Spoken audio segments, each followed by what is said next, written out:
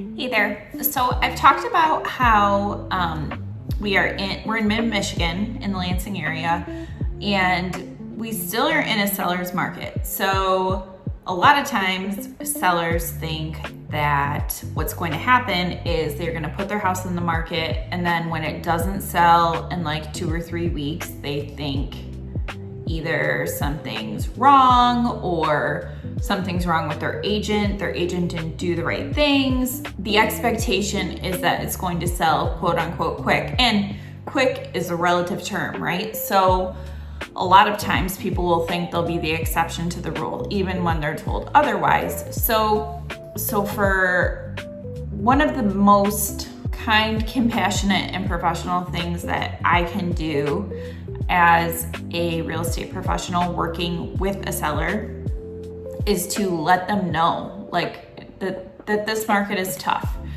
And there are homes that sell in 3.5 or 4 months with an under asking offer. There's nothing wrong with the house. There's been great buyer activity. There has been wonderful feedback. There has been interested buyers, right? But no one's pulled the trigger, or maybe someone did, but it was a lowball offer, which is also very common. A lot of times when you're in a seller's market, but it's favorable to buyers, you're gonna get a lowball offer almost always, it seems. Now, if it's like a multiple offer situation, that doesn't always happen, but sometimes it does. They're just gonna shoot their shot, you know?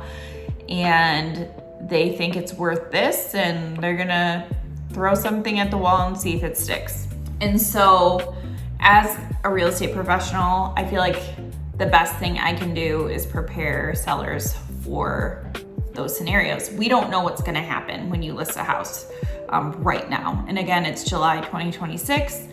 Things are all over the place and it's really unpredictable. So I literally just had that situation happen. I have a listing that got 5 offers within 3 days, which is just really, I haven't seen that in years.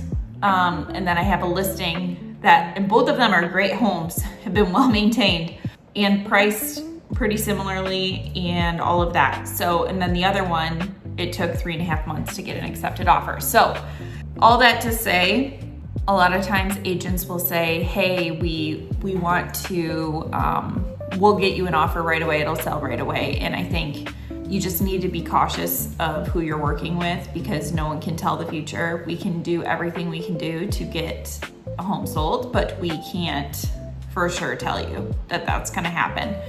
And I think it's just very good to keep in mind as if you're going to list. I had a conversation yesterday with a client who is going to be putting their house on the market in the next year. We don't know exactly when, but in the next year.